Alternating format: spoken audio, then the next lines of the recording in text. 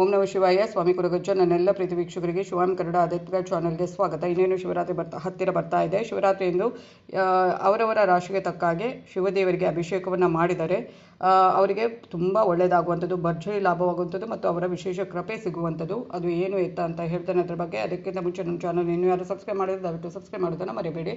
Subscriptions free ಆಗಿರುತ್ತೆ. ಹಾಗೆಯೇ like ಮಾಡೋದನ್ನು, ಶೇರ್ ಮಾಡೋದನ್ನು ಆದಷ್ಟು ಮರೆಯಲಿಕ್ಕೆ ಹೋಗಬೇಡಿ. ಹಾಗೆ ನಿಮ್ಮ ಏನೇ ವ್ಯಕ್ತಿಗೆ ಸಮಸ್ಯೆಗಳು ಮುಕ್ತವಾಗಿ ಕಮೆಂಟ್ ಬಾಕ್ಸಲ್ಲಿ ರಾಶಿ ನಕ್ಷತ್ರದ ಜೊತೆಗೆ ಡೀಟೇಲ್ ಆಗಿ ಬರೆದು ಕಳುಹಿಸಿ. ಒಂದು ವೇಳೆ ರಾಶಿ ನಕ್ಷತ್ರ ಗೊತ್ತಿಲ್ವಾ, ನಿಮ್ಮ ಒಂದು ಡೇಟ್ ಆಫ್ ಬರ್ತನ್ನು ನಮೂದಿಸಿ. ಖಂಡಿತವಾಗ್ಲೂ ರಾಶಿ ನಕ್ಷತ್ರವನ್ನು ಗುರುತಿಸಿ ಅದಕ್ಕೆ ತಕ್ಕ ಸೂಕ್ತ ಸುಲಭ ಪರಿಹಾರವನ್ನು ಸೂಚಿಸ್ತೇನೆ ಅಲ್ಲಿಯೇ. ಹಾಗೆಯೇ ನಿಮ್ಮ ಜೊತೆ ನಾನು ಯಾವತ್ತೂ ಇರ್ತೇನೆ. ಸ್ವಲ್ಪ ಉತ್ತರ ಕೊಡುವಾಗ ಆಚೆ ಆಗ್ಬೋದು. ಖಂಡಿತವಾಗ್ಲೂ ಪ್ರತಿಯೊಬ್ಬರಿಗೂ ಉತ್ತರ ಕೊಡ್ತೇನೆ. ಸ್ವಲ್ಪ ಸಮಯದ ಅಭಾವ ಇರೋದ್ರಿಂದ ಖಂಡಿತವಾಗ್ಲೂ ಪ್ರತಿಯೊಬ್ಬರಿಗೂ ಉತ್ತರ ಕೊಡ್ತೇನೆ. ಹಾಗೆಯೇ ನಿಮಗೆ ಆಧ್ಯಾತ್ಮಿಕಕ್ಕೆ ಅಥವಾ ಜ್ಯೋತಿಷಕ್ಕೆ ಸಂಬಂಧಪಟ್ಟ ಏನೇ ಪ್ರಶ್ನೆ ಇದ್ರೂ ಕೂಡ ಕೇಳ್ಬೋದು. ಅದರ ಬಗ್ಗೆ ಕೂಡ ವಿಡಿಯೋ ಮಾಡಿ ಹಾಕ್ತೇನೆ.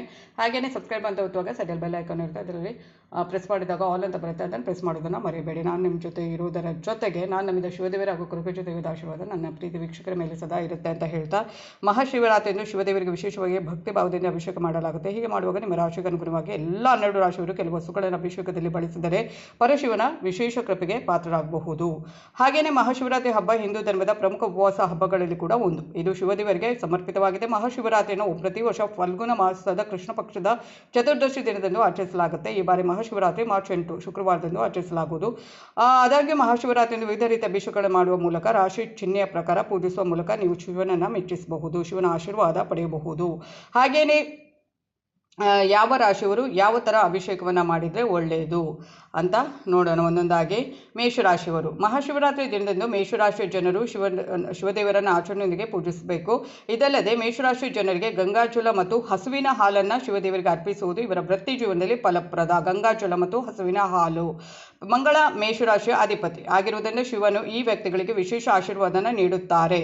ಅಲ್ಲದೆ ಮಂಗಳ ಗ್ರಹವು ಶಿವನ ಭಾಗವಾಗಿದೆ. ಆದ್ದರಿಂದ ಶಿವನನ್ನು ತ್ವರಿತವಾಗಿ ಮೆಚ್ಚಿಸಲು ನೀವು ಜೇನುತುಪ್ಪ, ಸಕ್ಕರೆ, ಅಕ್ಕಿಯಿಂದ ತಯಾರಿಸಿದ ಖೀರ್ನಂತ ಸಿಹಿಯನ್ನು ಕೂಡ ಶಿವದೇವರಿಗೆ ಅರ್ಪಿಸುವುದು. ಇದು ಮೇಷರಾಶಿಯವರಿಗೆ. ಇನ್ನು ವೃಷಭ ರಾಶಿ. ಶುಕ್ರನಿಂದ ಆಳಲ್ಪಡುವ ವೃಷಭ ರಾಶಿಯವರು ಮಹಾಶಿವರಾತ್ರಿಯಂದು ಶಿವದೇವರನ್ನ ಮೊಸರು ಮತ್ತು ಹಾಲಿನಿಂದ ಪೂಜಿಸಿದರೆ ಒಳ್ಳೆಯದು. ಮೊಸರು ಮತ್ತು ತುಪ್ಪದಿಂದ ಅಭಿಷೇಕ ಮತ್ತು ಪೂಜೆ ಮಾಡುವುದರಿಂದ ಹಣಕ್ಕೆ ಸಂಬಂಧಿಸಿದ ತೊಂದರೆಗಳು ಏನಾದರೂ ಇದ್ದರೆ ಅದು ನಿವಾರಣೆ ಆಗುತ್ತೆ ಮತ್ತು ಶಿವದೇವರನ್ನು ಮೆಚ್ಚಿಸಲು ಇದು ನಿಮಗೆ ಸಹಾಯ ಮಾಡುತ್ತೆ. ಯಾವುದು? ವೃಷಭ ರಾಶಿಯವರು ಹಾಲು ಮತ್ತು ಮೊಸರು.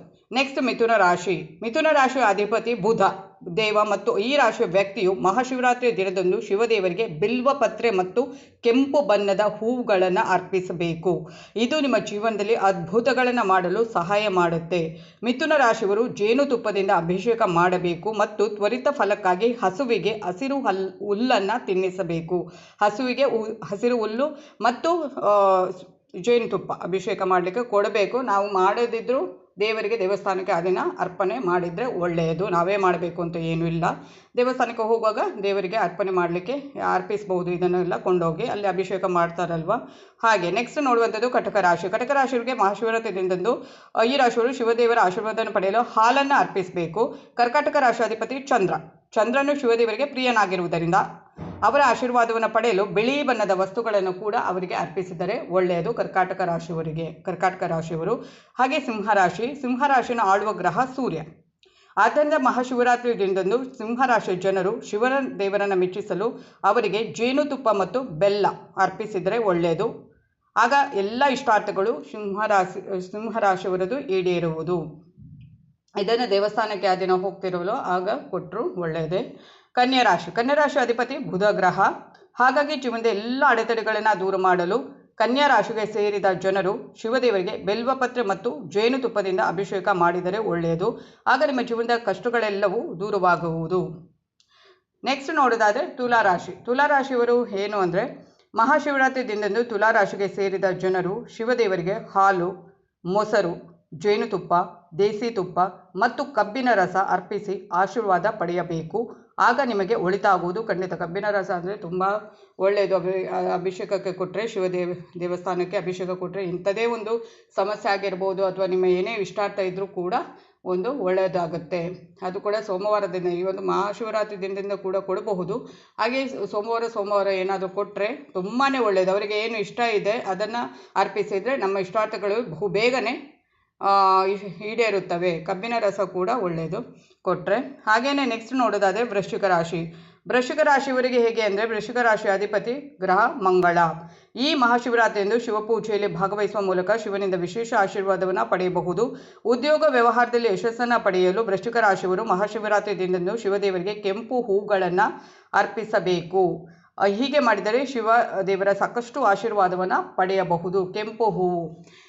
ಹಾಗೆಯೇ ಅದು ಏನು ಹೇಳ್ತಾರೆ, ಇದು ಏನು ಅವರಿಗೆ ಇಷ್ಟವಾದಂಥ ಹೂಗಳನ್ನು ಕೂಡ ಕೊಡ್ಬೋದು. ಅದೇ ಎಕ್ಕದ ಗಿಡದ ಒಂದು ಹೂ ಬರುತ್ತಲ್ವ, ಎಕ್ಕ ಗಿಡ ಹೂ, ಅದು ಕೂಡ ಅವರಿಗೆ ತುಂಬ ಇಷ್ಟವಾದಂಥವು. ಅದನ್ನು ನೀವು ಸೋಮವಾರ ಕೊಟ್ಟರು ಒಳ್ಳೆಯದು. ಅಥವಾ ಮನೆಯಲ್ಲಿ ಶಿವದೇವರ ಫೋಟೋ ಇದ್ದರೆ ಅದಕ್ಕೆ ಇಟ್ಟರು ಒಳ್ಳೆಯದು. ತುಂಬ ಇಷ್ಟವಾದಂಥ ಹೂ, ಅದನ್ನು ಕೂಡ ಮಾಲೆ ಮಾಡಿ ದೇವಸ್ಥಾನಕ್ಕೂ ಕೊಡ್ಬೋದು, ಶಿವ ದೇವಸ್ಥಾನಕ್ಕೆ, ಅಥವಾ ನೀವು ಮನೆಯಲ್ಲಿ ಕೂಡ ಹಾಕ್ಬೋದು. ತುಂಬಾ ಅವರ ಒಂದು ಏನು ಅದನ್ನು ಒಂದು ಅರ್ಪಿಸಿದರೆ ನಮ್ಮ ಇಷ್ಟಾರ್ಥಗಳು ಖಂಡಿತ ಬೇಗನೆ ಈಡೇರುತ್ತೆ. ಹಾಗೆಯೇ ಧನುರಾಶಿಯನ್ನು ಆಳುವಂಥದ್ದು ಗುರುಗ್ರಹ. ಆದ್ದರಿಂದ ಧನುರಾಶಿಗೆ ಸೇರಿದ ಜನರು ಮುಖ್ಯವಾಗಿ ಶಿವದೇವರಿಗೆ ಶ್ರೀಗಂಧದ ಪುಡಿ ಮತ್ತು ದೇಸಿ ತುಪ್ಪದಿಂದ ಹಳದಿ ಬಟ್ಟೆ ಮತ್ತು ಹಳದಿ ಹೂಗಳಿಂದ ಅಭಿಷೇಕ ಮಾಡಿದರೆ ಒಳ್ಳೆಯದು. ಆಗ ನಿಮಗೆ ಶುಭ ಫಲಿತಾಂಶ ದೊರಕುವುದು. ಹಳದಿ ಬಟ್ಟೆ ಮತ್ತು ಹಳದಿ ಹೂಗಳಿಂದ ಅಭಿಷೇಕ ಮಾಡಿ, ದೇಸಿ ತುಪ್ಪದಿಂದ ಮತ್ತು ಶ್ರೀಗಂಧದ ಪುಡಿ. ಅರಿಶಿಣವನ್ನು ಯೂಸ್ ಮಾಡಬಾರ್ದು ಅವರಿಗೆ, ಅಂದರೆ ಅದನ್ನು ಜಾಸ್ತಿ ಯೂಸ್ ಮಾಡೋದಿಲ್ಲ. ಆದರೆ ಹಳದಿ ಬಟ್ಟೆ ಮತ್ತು ಹಳದಿ ಹೂಗಳನ್ನು ನೀವು ಸಮರ್ಪಣೆ ಮಾಡಬಹುದು. ಹಾಗೆಯೇ ಮಕರ ರಾಶಿ ಅಧಿಪತಿ ಶನಿ. ಮಕರ ರಾಶಿಯವರು ಮಹಾಶಿವರಾತ್ರಿಯಿಂದ ಪೂಜಿಸುವ ಮೂಲಕ ಶನಿದೇವರು ಮತ್ತು ಮಹಾದೇವ ಇಬ್ಬರ ವಿಶೇಷ ಆಶೀರ್ವಾದವನ್ನು ಪಡೆಯಬಹುದು.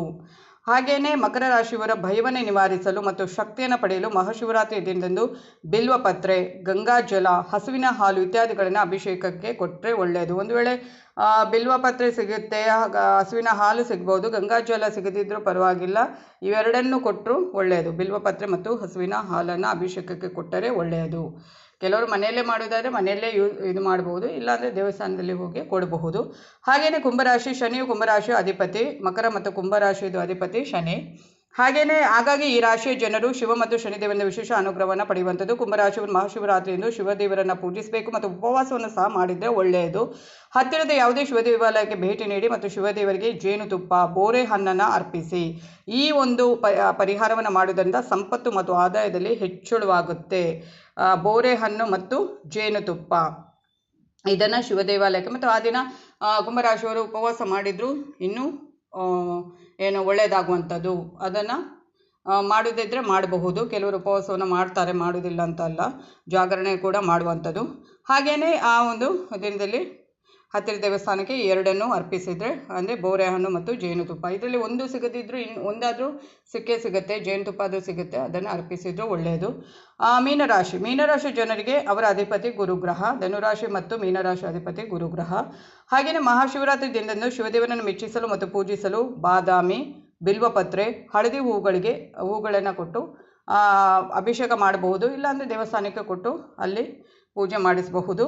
ಹಾಗೆಯೇ ವಿಶೇಷವಾಗಿ ಮಹಾಶಿವರಾತ್ರಿಯಂದು ಶಿವದೇವರನ್ನು ಪೂಜಿಸುವುದರಿಂದ ಎಲ್ರಿಗೂ, ಪ್ರತಿಯೊಬ್ಬರಿಗೂ, ಭಕ್ತರಿಗೆ ದೀರ್ಘಾಯುಷ್ಯ, ಸಮೃದ್ಧಿ ಮತ್ತು ಸಂಪತ್ತು ಸಿಗುವಂಥದ್ದು. ಮತ್ತು ಆ ದಿನ ಬೆಳಗ್ಗಿನ ಪೂಜೆ ಅಂದರೆ ಬೆಳಗ್ಗೆ ಪ್ರತಿಯೊಬ್ಬರಿಗೂ ನಾನು ಪರಿಹಾರ ಹೇಳುವಾಗ ಅವರವರ ಏನೋ ಸಮಸ್ಯೆಯನ್ನು ಹೇಳಿ ನನಗೆ ಮೆಸೇಜ್ ಮಾಡ್ತಾರಲ್ವ, ಆಗ ನಾನು ಪ್ರತಿಯೊಬ್ಬರಿಗೂ ಹೇಳೋದು ಒಂದೇ, 108 ಬಾರಿ ಓಂ ನಮಃ ಶಿವಾಯ ಹೇಳಿ ಬೆಳಗಿನ ಹೊತ್ತಿನಲ್ಲಿ ಪೂಜಾ ಸಮಯದಲ್ಲಿ. ಅಂತ ಖಂಡಿತವಾಗ್ಲೂ ಆ ಒಂದು ಮಂತ್ರದಲ್ಲಿ ಅಷ್ಟು ಶಕ್ತಿ ಇದೆ. ಅದೇ ಒಂದು ಮಂತ್ರ ನಮ್ಮನ್ನು ಕಾಪಾಡುತ್ತೆ, ನಿಜವಾಗ್ಲೂ ಕಾಪಾಡುತ್ತೆ ಅಂತ ಹೇಳಿದರೂ ತಪ್ಪಾಗಲಿಕ್ಕಿಲ್ಲ. ಆ ದಿನ ಕೂಡ ಶಿವರಾತ್ರಿ ದಿನದಿಂದ ಕೂಡ ಆದಷ್ಟು ಮಾಡಿ ಅಂತ ಹೇಳ್ತಾ ಧನ್ಯವಾದಗಳು.